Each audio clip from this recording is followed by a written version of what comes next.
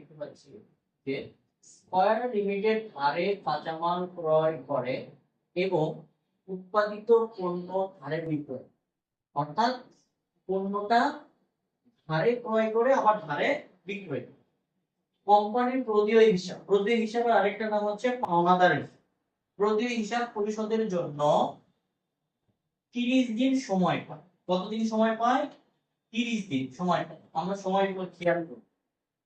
অথচ প্রাপ্য হিসাব আদায় করতে 45 দিন সময় লাগে। প্রাপ্য হিসাব আদায় করতে বিবিধ দেনাদারকে বোঝানো হচ্ছে, সময় লাগে। আচ্ছা, তাছাড়া কাঁচামাল থেকে চূড়ান্ত পণ্য উৎপাদনে 10 দিন সময় লাগে।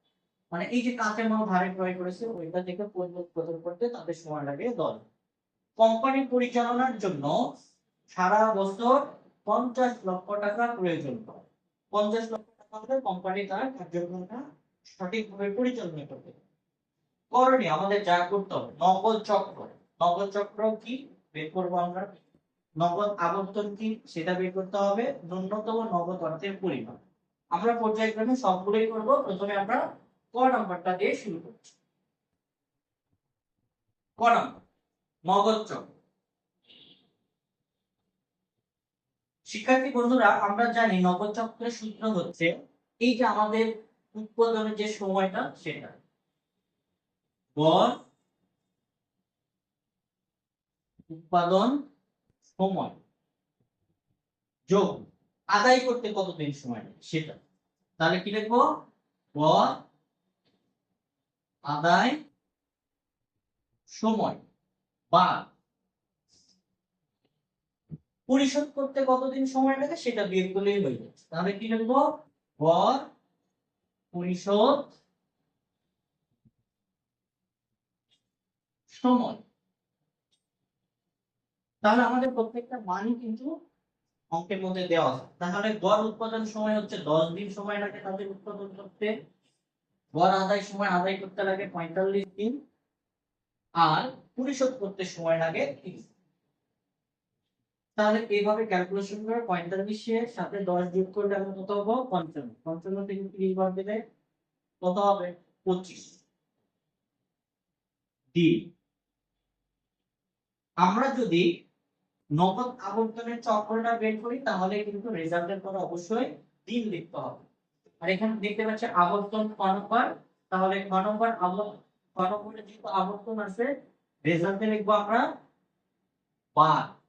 আর যদি নগদ অর্থের পরিমাণ বের করতে বলে তাহলে রেজাল্টে লিখবো টাকা। আমরা পর্যায়ক্রমে সবগুলো দেখো।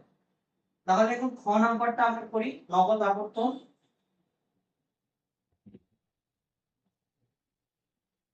তাহলে নগদ আবর্তনের সূত্র কি? 360 ভাগ নগদ চক্র। তাহলে 360 উপরে লিখে নগদ চক্র তো মাত্রা আমরা পেয়েছি 25 দিন, ভাগ করে যে রেজাল্ট হবে সেটাই হচ্ছে আমাদের খ নম্বরের 14.4। 14.4। তাহলে শিক্ষার্থী বন্ধুরা, আমরা বলেছি আবর্তন কথা উল্লেখ থাকলে রেজাল্টে লিখবো বার। তো আমরা বার লিখে বক্স করে দিয়ে রেজাল্টটা মেনশন করব। হয়ে গেল। অ্যানসার লেখাটা জরুরি না, কারণ পরীক্ষার হলে আপনাকে খাতায় দেওয়া হয় অ্যানসার লেখাটা। তো অ্যানসার লেখাটা জরুরি, লিখলেও হবে না লিখলেও সমস্যা নেই।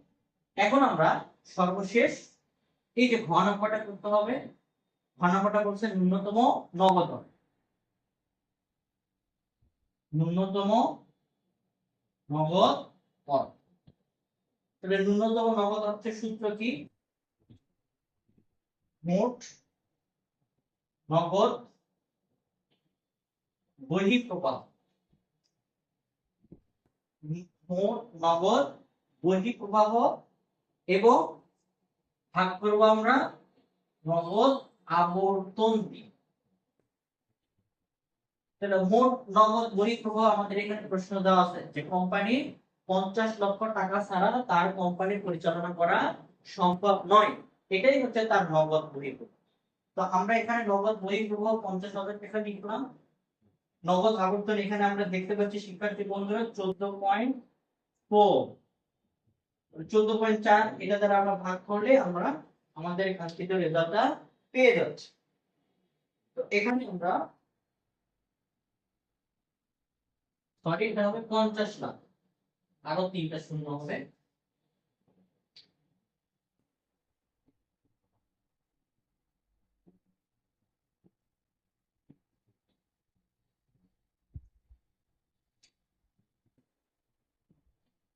তো আমাদের রেজাল্ট হচ্ছে 3,47,222, 3,47,222।